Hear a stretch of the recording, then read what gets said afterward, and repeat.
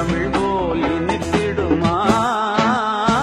சொர்க்கமே என்றாலும் அது நம்மூர போல வருமா?